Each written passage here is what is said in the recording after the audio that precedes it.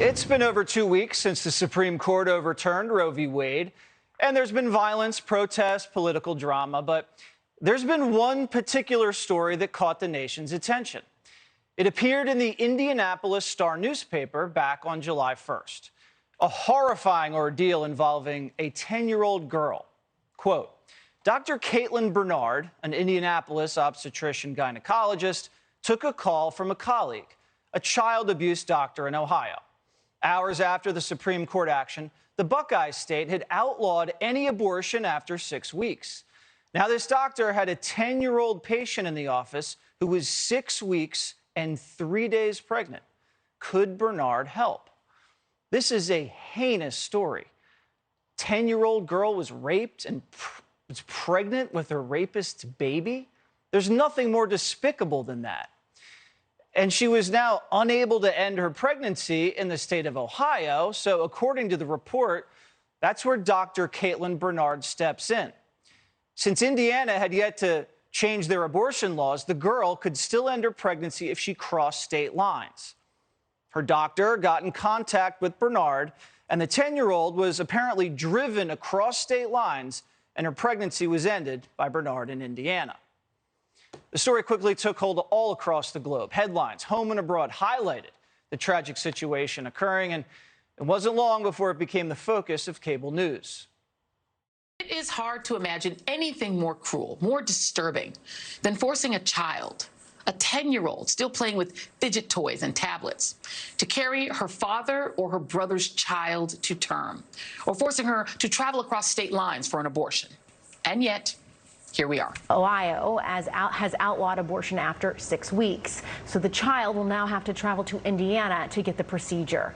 And this case is putting the spotlight on America post Roe v. Wade. A 10-year-old rape victim, that is a child. Once the media ran with it, it became a central part of the West Wing's talking point. This isn't some imagined horror. It's already happening. Just last week, it was reported that a 10-year-old girl was a rape victim in Ohio. 10 years old. And she was forced to have to travel out of the state to Indiana to seek to terminate the pregnancy and maybe save her life. Imagine being that little girl. I'm serious. Just imagine being that little girl, 10 years old. We have heard recent examples of what this means for a girl as young as 10 years old who endured an act of violence, back to the point of the 10-year-old girl that we've been hearing so much about.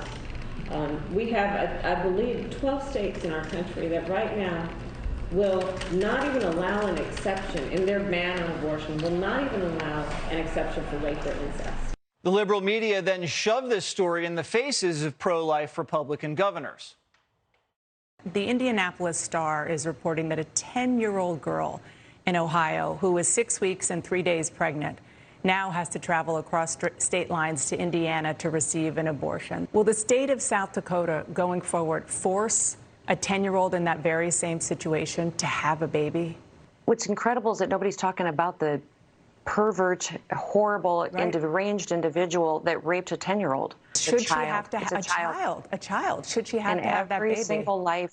Every single life is precious for the mother. And you would be okay with that, a 10-year-old girl having to have a baby? No, I'm never okay with that. In fact, that story will keep me up at night. It absolutely will. So will you?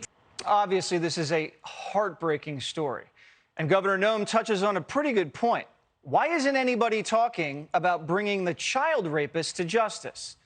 So Primetime decided to investigate this alleged child rape. But we quickly found out that authorities in Ohio haven't even begun a criminal investigation into the rape. This doesn't make any sense. No one reported this child rape to law enforcement.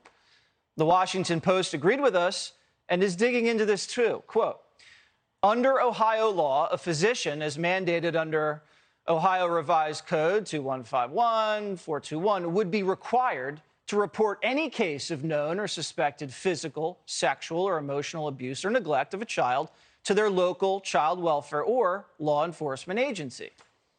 But we haven't found any evidence that this child rape was reported to law enforcement or any child welfare system. And neither has the Washington Post.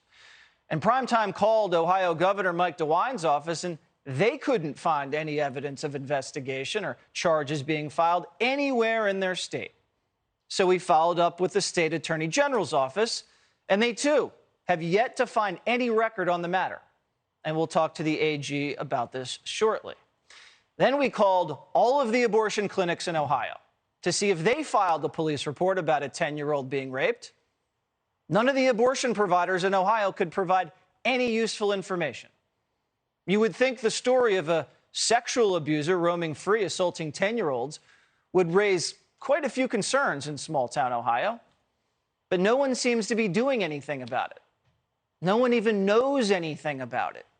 Local media outlets aren't even alerting the public there's a monster on the loose. And from what we can find, no local newspaper or TV station picked up the story. The only source for this entire story is Dr. Caitlin Bernard, the abortion doctor in Indiana. Bernard ran quickly to the cameras last week. You have a 10-year-old rape victim who cannot get these services anymore in Ohio. What does it feel like on your end of that phone call? It's incredibly difficult. We need to be able to provide this care for everyone, for every single person that we get a call about from any state. How long do we have to push it, and how close we're going to get to the brink of death for patients needing abortion care? And how practical is a 6-week window for people? There's no way that you can expect anyone, much less a young person, to be able to identify and get to care by 6 weeks.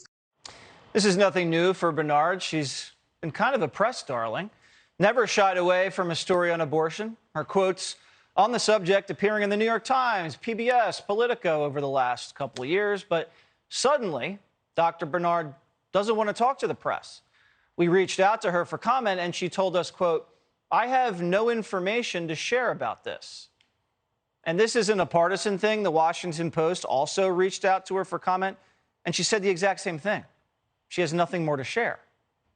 Now, Indiana law also requires someone like Dr. Bernard to report child rape to law enforcement, but we can't find any evidence that she did that there. In fact, Bernard has a history of not reporting abuse cases to the police, which we'll discuss later. So we're having no luck confirming this story. So how did the Indianapolis Star confirm the story? Well, the Washington Post says the reporting looks very suspect. Quote, "There is no indication that the newspaper made other attempts to confirm her account. The story's lead reporter, Shari Rudofsky, did not respond to a query asking whether additional sourcing was obtained." So the Indianapolis Star released one of the most viral stories of the summer, a story that's been seized on by the President of the United States, and now they're running and hiding. When Primetime pressed the Star and their executive editor, Bro Crift, they basically said this. They told us, quote, "The facts and sourcing about people crossing state lines into Indiana, including the 10-year-old girl for abortions, are clear. We have no additional comment at this time." The facts and sourcing aren't clear at all, which is odd, because the Star's publisher has a code of ethics which states this: "We'll explain to audiences our journalistic processes to promote transparency and engagement. We will use confidential sources as the sole basis for published information only as a last resort and under specific procedures that best serve the public's right to know." So the newspaper run by Bro is violating their own code of ethics by hiding under their desks and clamming up. The Indianapolis Star has actually been accused of inaccurate reporting before. Just last month, the paper caught flack after they falsely reported that 2 CEOs had signed a letter supporting abortion rights when the 2 executives did not, and they had to issue a correction. Our buddy Bro actually issued a correction for reporting that happened over 100 years ago. So it's not like Bro doesn't do corrections, he does. The newspaper, their editor, and their reporter have all gone dark. Is that the kind of behavior of people who stand by their reporting? And what about the abortion doctor, Caitlin Bernard? And what about the fact that there is not a single police report? Are you telling me no one's trying to arrest a child rapist in Ohio? Because I know Ohio, and they don't tolerate that there. So where do we stand? If there's a 10-year-old child abuser out there on the streets of Ohio, he needs to be brought to justice. And if so-called doctors are covering up child rape, they need to be prosecuted.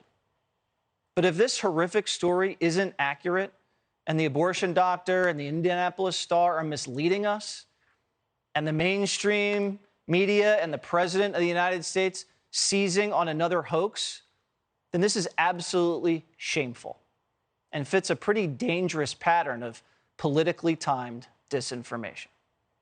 Hey, Sean Hannity here. Hey, click here to subscribe to Fox News YouTube page and catch our hottest interviews and most compelling analysis. You will not get it anywhere else.